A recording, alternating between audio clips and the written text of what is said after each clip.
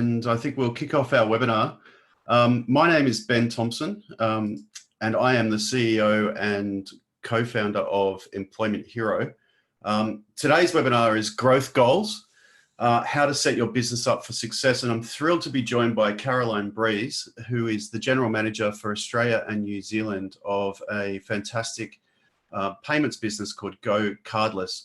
I've known Carolyn prior to her joining GoCardless and have observed her career and been impressed, greatly impressed by just how well she conducts business and understands the startup environment. So it'll be a great opportunity today to learn from her.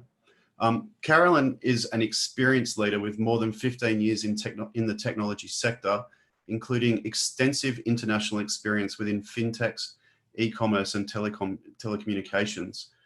Her astute leadership and professionalism have resulted in her being awarded one of CEO Magazine's IT and Telecommunications Executives of the Year Awards in 2018, as well as being recognised as one of the top 20 women in fintech.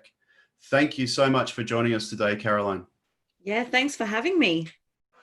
You're very welcome. So I just wanted to give everyone a bit of a brief rundown on how or if you can give everyone a bit of a rundown on what GoCardless is doing and the work you guys do. Sure. GoCardless is a payments platform that's focused on recurring payments. So that's anything from, a couple of invoices a year to one client, or it could be a subscription type scenario. We're a global company that was started in the UK about 6 years ago. And there hadn't been a lot of innovation around bank direct debit rails. We'd seen a lot of innovation around credit card, wallets, digital payments and mobile payments, but no one had really focused on this one area being direct debit, which ultimately is probably one of the most reliable payment methods for recurring payments. So our founder, Hiroki, and his team set out to build a payments platform that does a couple of things that are pretty close to my heart. So the first one is that it's allowed small to medium businesses and large businesses to access bank direct debit, which as a small business owner, I'm sure many people on the call understand how difficult that access has been to get from a bank, for example.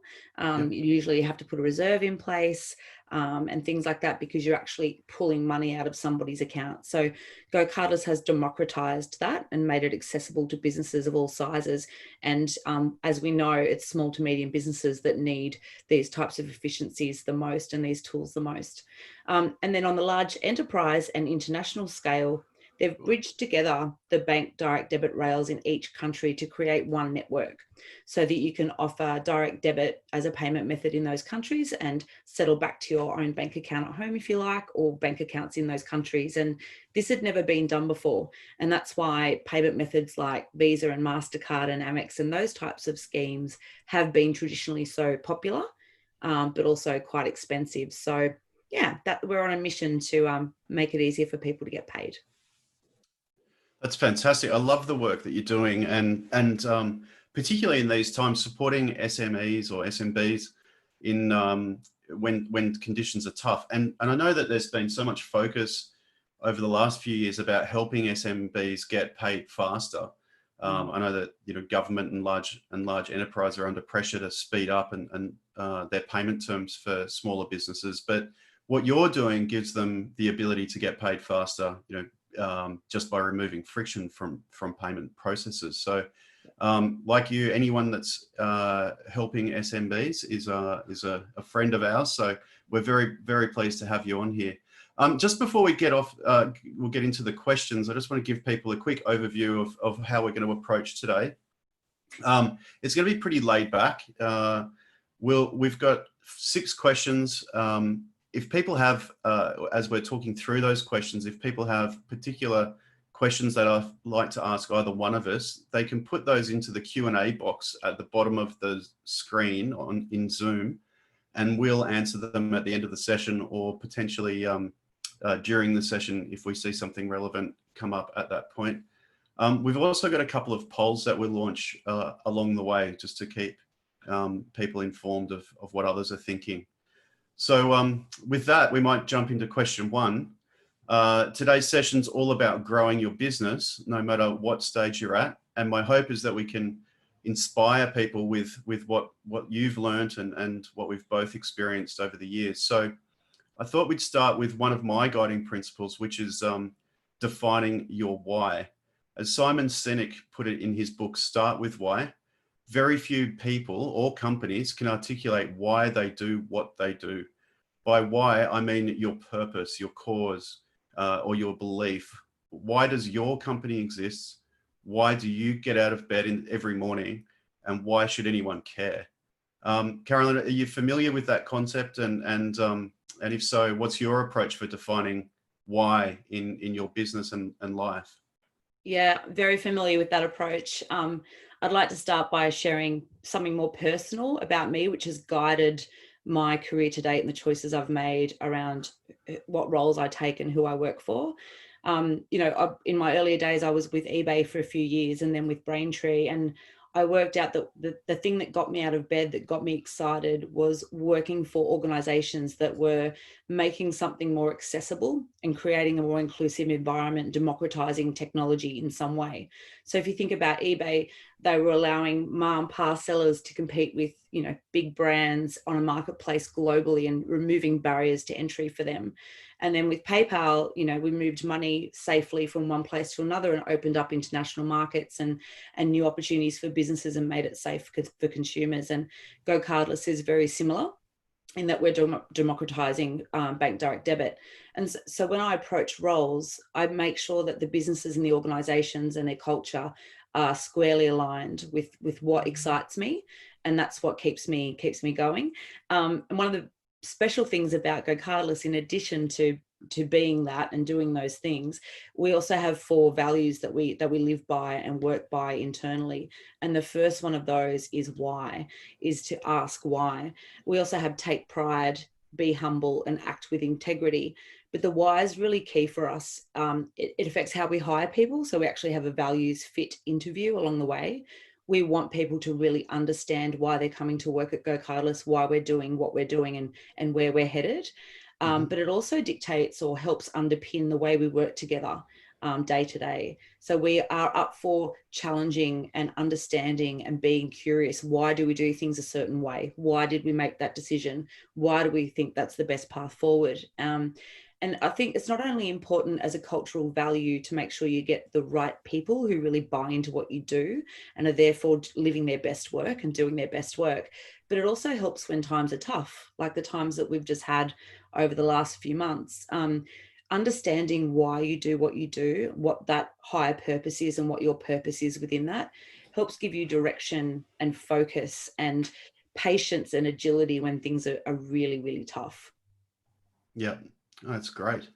And in our case, with Employment Hero, our why is, our strapline is to make employment easier and more rewarding for everyone. But the why behind that was something that we discovered 18 years ago, well before Employment Hero was ever founded. And it was that people in small and medium-sized businesses, they go into, they create a business because they're passionate about something, but employment isn't the thing that made them start the business. And when they become an employer, they realize there's just so much work to do and so much to know.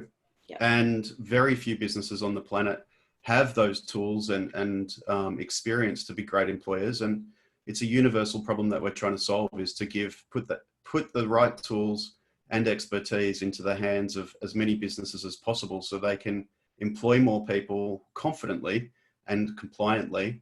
And if they can employ more people, then there's a lot less people looking for work and feeling depressed, and there's a lot stronger communities. So it's just that one problem that we knew needed to be solved 18 years ago, and we've just been iterating on how to solve that in the best possible ways for nearly 2 decades.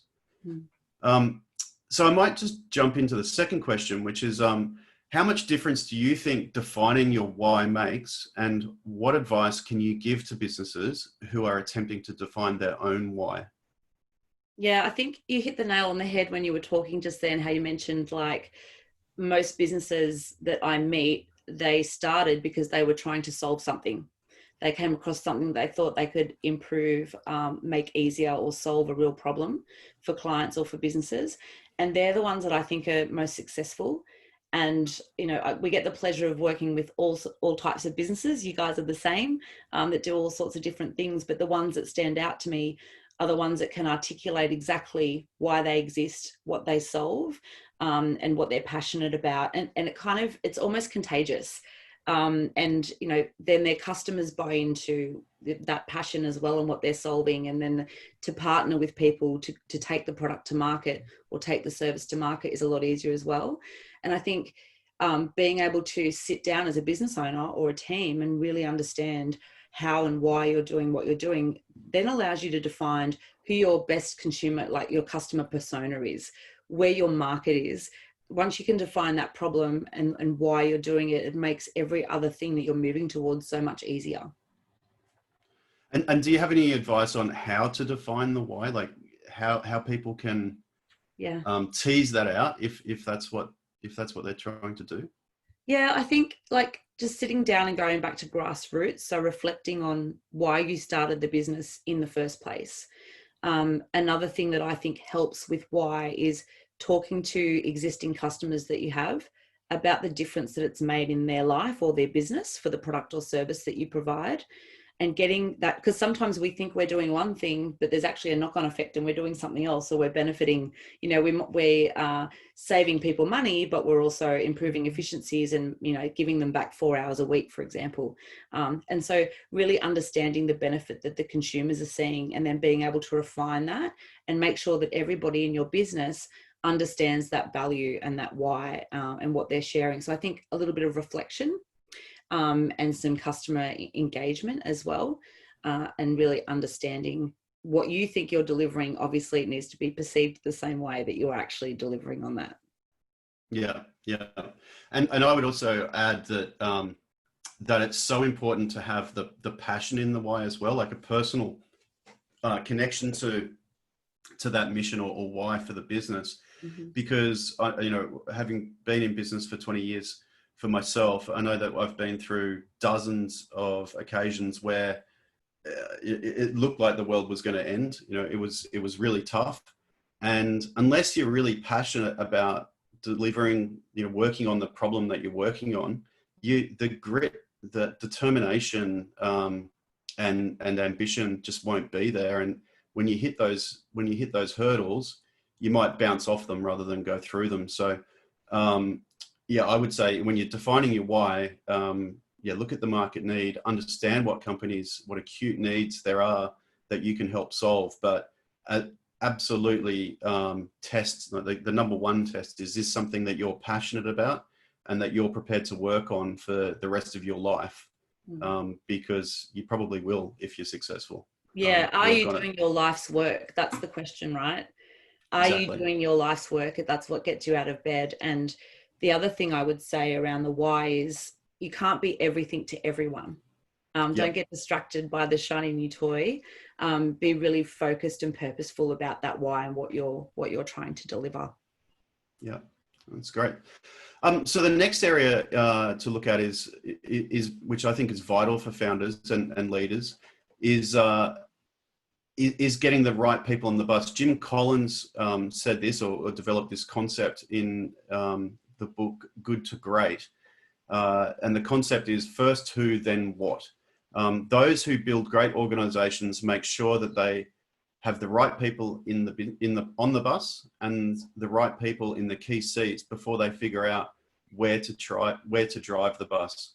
I guess that's a slightly different priority to what Simon Sinek is saying. Start with why. So know what you're trying to deliver and then find the people. Whereas Jim Collins is saying, find the right people and then figure out where you want to take the bus. And I think in the book, if I'm recalling it rightly, the example that he used of that was Sony, where they had incredible engineers. They didn't know what they were going to build. The first thing they built was an electric blanket by stitching wires literally through a blanket, and it was successful. But they didn't know what they were going to build. They just knew that they wanted great people who loved innovation. So what's your approach to that side of things? right people first, or decide where you're going to go and then find the people? I think you can have a combination of both. So a good example is, GoCardless in Australia and New Zealand. When GoCardless looked to expand into international regions, they had an idea that there was a product fit. There were similar markets and there was a preference for direct debit, and the same tools were broken in every region. But then when they did decide to set out and expand, they then hired people that really believed in the why. They hired people that brought into what they were trying to solve. And then I guess the network effect of that is that we then hired great people here on the ground who came from, they're the best in breed in each of the roles that they do, whether it be sales or marketing or consulting. But at the end of the day, they firmly believe in the why. They understand where the bus is going, and more importantly, their role to play within that. And I mean, that as a manager and as a leader, that's crucial, because you need people within your business that get it, and you need people in your business that you don't have to be there all the time, that they will almost act as you would, and can make those decisions. And so you need to invest in hiring the right people with the right experience. But as long as they understand where you're going, a lot of that hard work is already done. I mentor a lot of startups, and one of the mistakes I see a lot of businesses make when they're expanding and going to market is that they're hesitant about investing in the right people, and maybe not paying as much as they need to find the right talent. But the right talent for that role in the business at that time, who understands your business and would run it like it's their own, is the right investment to make. Yeah, I agree. And although I would say that why it does come first. I think I really respect Jim Collins and all of the books of his. I think a compulsory reading for somebody who's in business or starting a business. But I do think having your why defined clearly is going to help you attract the right people. Mm-hmm. People who are equally passionate about solving the same problem. Maybe if you're looking for a co-founder and you haven't figured out your why yet, then you can solve that question together. But ideally, you would know the problem you're trying to solve, and then find the best and most passionate people who want to help solve that problem and get them on the bus. That's right. I think also as well, when you do hire people who get the why, but are also, also very good at what they do and have the skills that you need, they also start to develop your go-to-market or your product or your service, because it's ever evolving, same as the market. So hiring the right people who believe in the why means that you're constantly getting feedback about how to improve, and their role in the company now becomes a contributor as well, regardless of the role that they're in. So they're sharing their learnings and their insights. So you may have an idea of how something should be, but if you hire the right people, it's highly likely they'll challenge you and you'll come out with something even better. Yeah. So I guess I'm continuing on that analogy of the bus analogy from Jim Collins. He says it's just as important to get the wrong people off the bus. Mm-hmm. Have you let people go in the past because they just haven't been the right people? They had been on the bus, but the bus maybe went in a different direction to the direction they were going. What's your experience and how important do you see getting the right people off the bus compared to getting the right people on the bus? Yeah, absolutely. So, I mean, when we say the wrong people, at the time when they were hired, they were highly likely the exact right person that you needed for that stage of growth. And so I think as a business evolves and it grows and goes through different growth stages, the people needed to work within the business and lead the business can be different. And that's not saying that they're a bad person or they're not capable of doing their role, but what you needed them for, that time has passed potentially.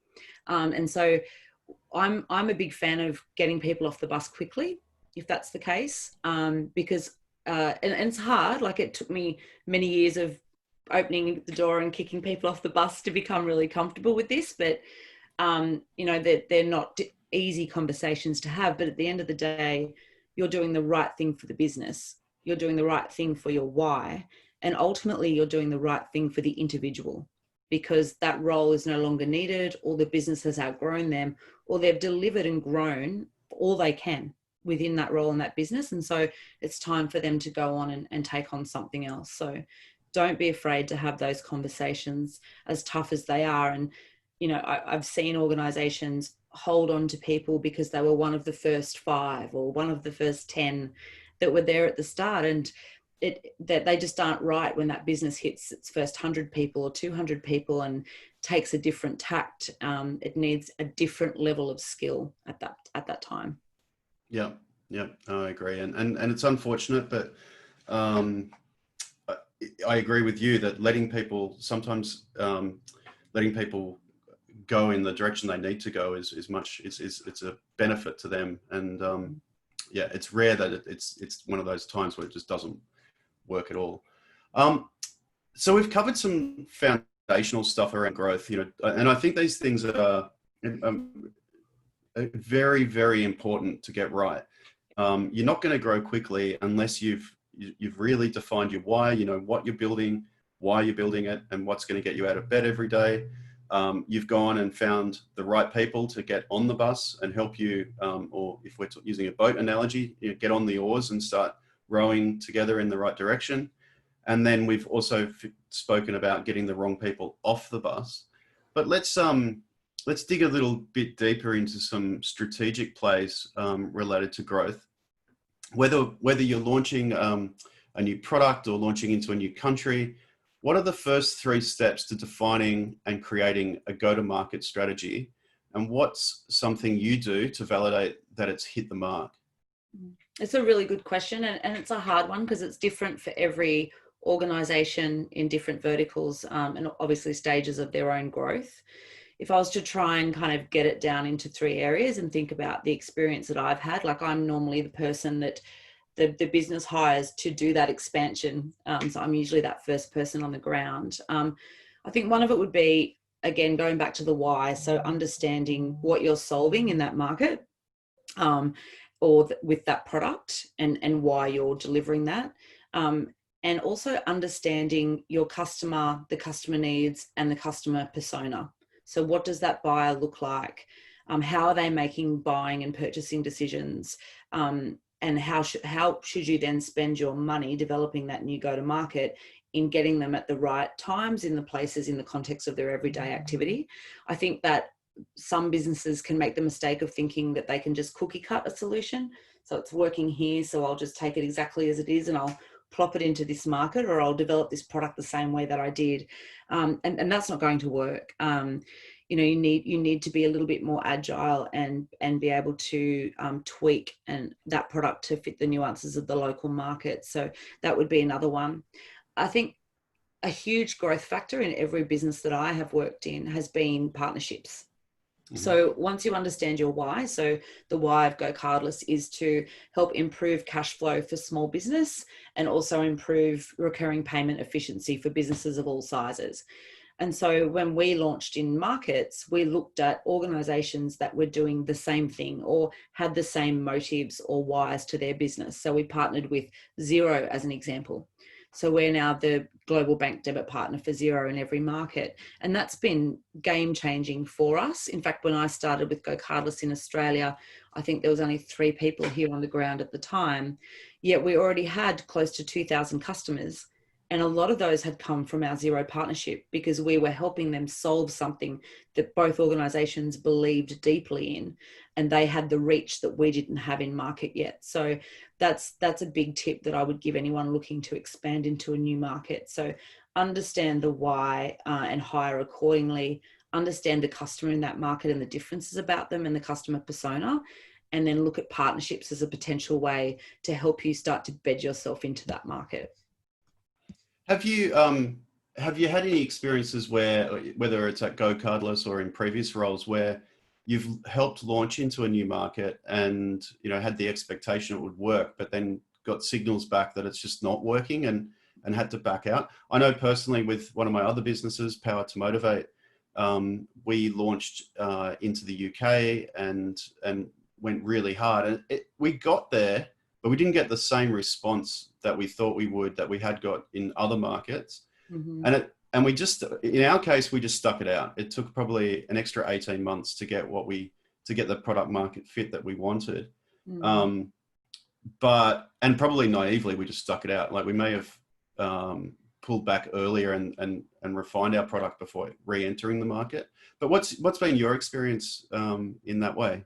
Yeah, one of the organizations I worked with did something very similar. So they tried to expand into the rest of the APAC market. So set up an office in Singapore and took the same product and tried to make it available to Singapore, Japan, India, Hong Kong, China, and so on. And the fact of it was that those markets behaved differently. Consumers behaved differently. They had different preferences around the way they consumed, the way they paid for things. And so regardless of how often we were banging the drum, and even some of the partners that we picked up that were amazing, it just never took off the way it did in other markets. And it's a lot of time and investment to hire people and put them on the ground and try to get that working. So I feel for you, and I know exactly what it feels like to just keep trying. But there does, I think, have to come a time where you need to pull out if it's not the right market and look at something else, or potentially change the product to suit the market if it's something that you think is viable, and if it's worth pursuing. And sometimes it's just not. But one of the things that I think has worked really well in organizations I've been with is when they've entered those markets, they've obviously done a lot of research up front. Despite that, this particular company didn't go that as well, but they did a lot of research into market size and what was addressable. But they hired local people that really understood the market and knew what they were doing, and that helped them accelerate relationships and conversations and go to market. But they also made sure that they had enough support at head office and potentially someone or two people on the ground in that expanding market to help pick up earlier when things are not working, because they've had that experience about it, what it looks like to be successful in another market. And even in my experience at GoCardless, luckily we have been successful, but I was really fortunate that a couple of the people that were here when I started had come over from the UK to help expand the office out. And luckily a couple of them decided to stay on with me and take roles in the Australian market. But they have been critical to that success for me, because they understand what great looks like for GoCardless. They've come from that office, and they were great insight for me to help me pivot and change things where I needed to make sure that we were providing, the best level of service and the best standards that we could. But yeah, it's a hard pill to swallow. I think there's a lot of SaaS platforms, payment platforms like ours, technology platforms and platforms like yours that can remove some of the barriers to entry and maybe take some of the risk out of making an attempt like that. Not having to set up HR people in country, not having to worry about setting up local banking relationships, so you can kind of test the water before, investing so much in those areas. But yeah, I think it sounds like it was a hard call for you to make, but it's a learning, right? Yeah, well, it's to come back to Jim Collins. I can't remember. It was one of his more recent books, but he describes the right approach, which I've probably just ignored. But his approach is, he's saying, is fire bullets, not cannons. And there are ways to enter new markets really subtly and with a very low cost, low impact. And then once you know that you've got, that you're on target, then double down. Where I've made mistakes, and I think we're driven by ego on occasion, is,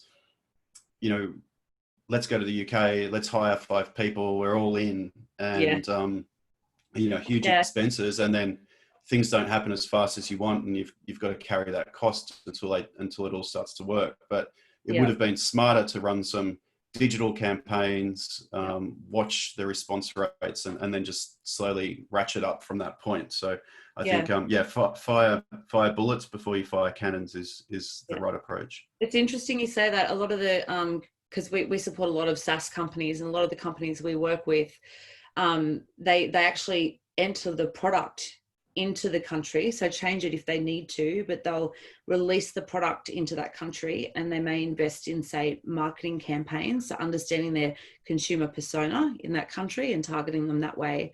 And they'll set themselves certain milestones around, very minimal growth. And then going back to something we touched on earlier, they'll then touch in with those customers and see if they're delivering what they consider to be, you know, great service and all that kind of stuff within that country before they decide to go ahead.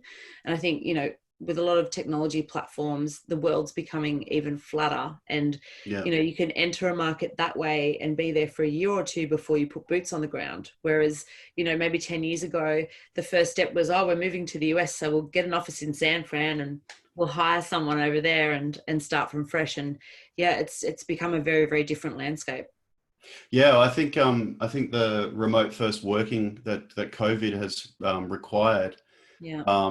forces everybody, is going to force people to follow that lean startup approach and try and do things remotely, because that's the only option they have. You know, you can't fly to the UK, you can't run face-to-face interviews. You're going to have to figure out how to do things lean and go, you know, from a remote perspective, which is, you know, probably it's a great challenge to have, and it should lead to much more efficiency.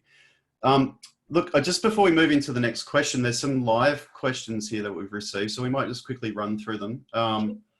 The first one is, what was the title of the and author of the book? Find out your audience first. No, it was, so that was Chris Kulik, and the book is Start With Why, and the author is Simon Sinek, S-I-N-E-K. Fantastic book, and really worth reading if you're about to start a business, or if you've started a business but not quite sure if you're heading in the right direction. The next question is from an anonymous attendee, and it's, hi Ben and Carolyn. You mentioned your whys. Have these changed over the years for you both? Yeah. I'll go first. Yeah, sure. My why started as just wanting to make money. My why was, when I first started my career in telecommunications, I just wanted to make money.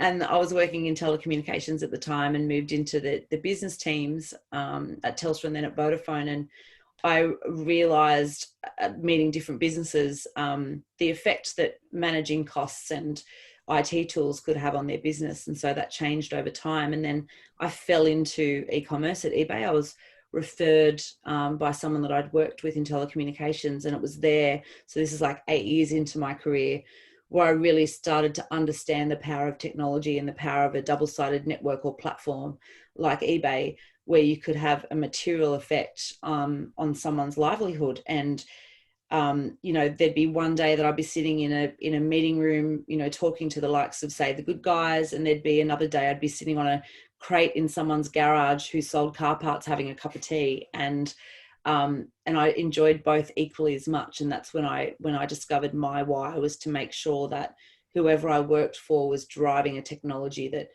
just drove inclusion through accessibility. Yeah. And no, my answer is no, my why hasn't ever changed. I think I started my own business because I wanted to be happier. I didn't enjoy working in large corporates. So the decision to start a business was driven just by a preference to be self-employed. But from the moment that I realized that employers needed help to feel confident about growing their business and employing more people, and that I could help them achieve that, give them that confidence, and that was a worthy sort of commitment to make as a lifetime pursuit. That's been my why ever since. So yeah, this is pretty much my life's work. And as I say to people, I've been trying to solve the one problem for 20 years, and I don't think I'll ever solve it, but I'm happy working on that problem, so it keeps me happy. The next question is from Michael Stevens. He says, can you elaborate on your customer persona if your small business is a professional service with a niched offering? Can you elaborate on your customer persona if your small business is a professional service with a niched offering? Oh, that's interesting. So what I would hone in on, if I really wanted to understand the customer persona so that I could attract more business, that when you're offering a professional service, there are two personas that you need. One is the person making the buying decision for your service, and the other is potentially the user, because they're not always the same person within an organization.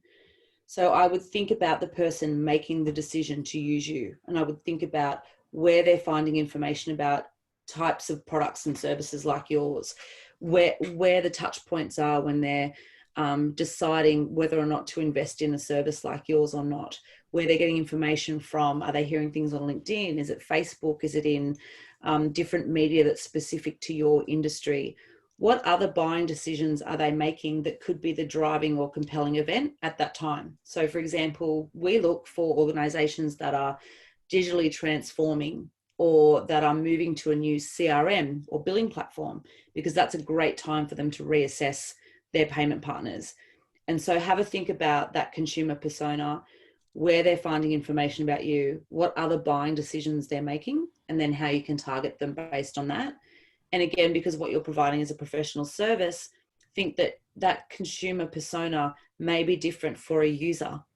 And so have a think about the user that you're reaching, how they're using the product. You know, do they talk about your product? Is there a referral opportunity there?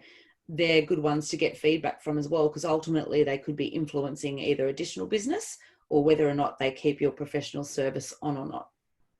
Yep, great. Good answer. And the final one before we come back to the set questions is on partnerships. How do you begin this process? Do you have any steps that you follow to get a good fit? Also, how do you classify a good partner fit? And when should you cut ties if it's not working? Yeah, that's a great question. So I think the partnerships that I've seen most successful in the past are ones where the two things are really important. One is their why is similar, if not the same. So they are solving, or part of the equation to solving, the same thing that you're trying to solve in the same market to the same consumers. So for example, I'll give you some tangible ones. At eBay, part of our solution was to partner with people like Shopify and BigCommerce, so that when people opened up a website, they could turn on their listings to eBay and attract a whole new market. And all of those platforms are trying to enable people to get online and start selling efficiently and quickly and make it easy to list products and start an e-com business. So very aligned. Xero is another one where they are very, very deep and live and bleed the brand of helping small business with cash flow, driving efficiencies in small business, removing payment and operational efficiencies, everything from quote right through to pay. And so not only were they trying to solve the same thing as us, they had a great base of customers that we knew we were a perfect fit for, and we knew we were a complementary product. There was no conflict. We're not selling something that they're selling, so we're not eating each other's lunch. In fact, we're two parts to the same puzzle that is solving the same thing. And then once you establish that that's the target, reaching out to them, sitting down, sharing your why.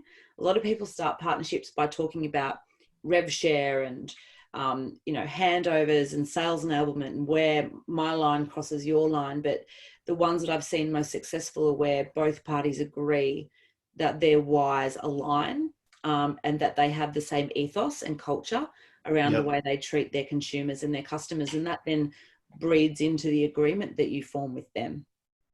Yeah, and I again, very good answer.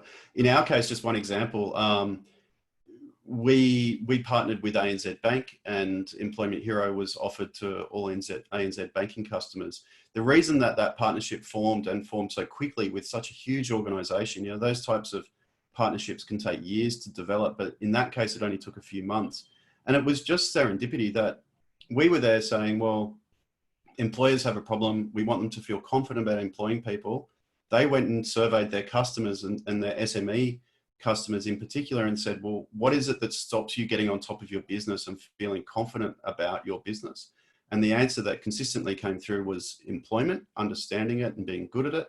And so they went to market and said, well, we want to help them solve that problem. What's the best solution for that? And Employment Hero and ANZ partnered up. And it was just that perfect win-win scenario. Everybody wins and no conflict at all. So you've got to find those win-win opportunities out there where there's a synergy between both partners.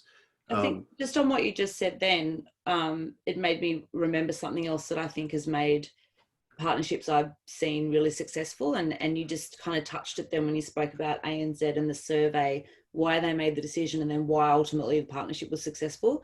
It's both organizations, that their main focus, it sounds like, was making sure that they enabled and educated their consumer base. So they were bringing a value add to that consumer base.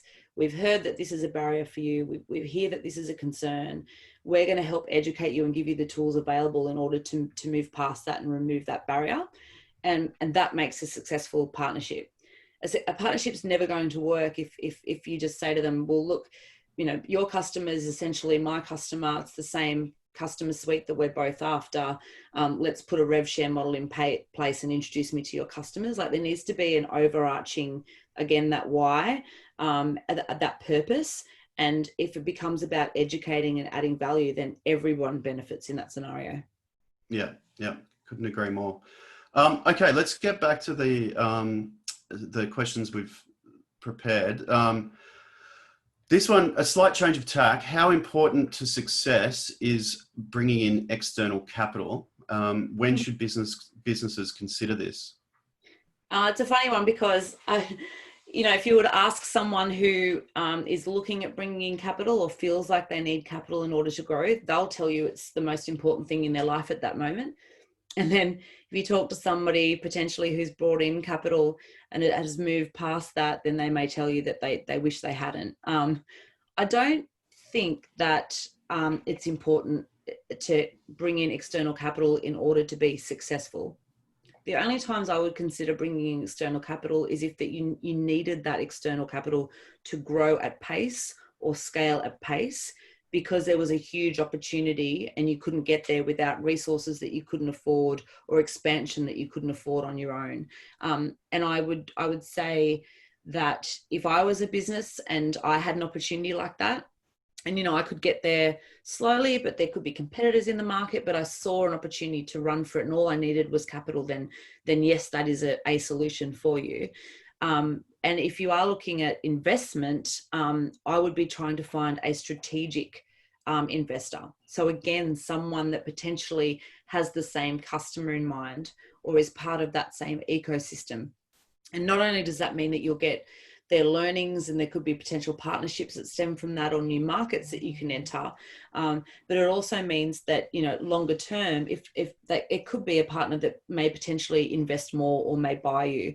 So I would suggest always having like-minded investors. Yeah, no, I couldn't agree more. The best time to bring in capital is when you absolutely need it.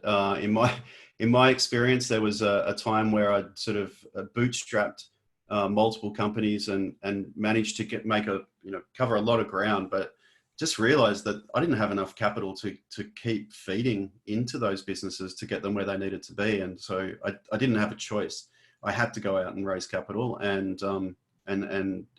don't regret it for a moment, because the alternative was, oblivion. But equally, if you bootstrapped and you can cash flow your own business, which is fantastic. You're the master of your own destiny. You don't have to answer to investors.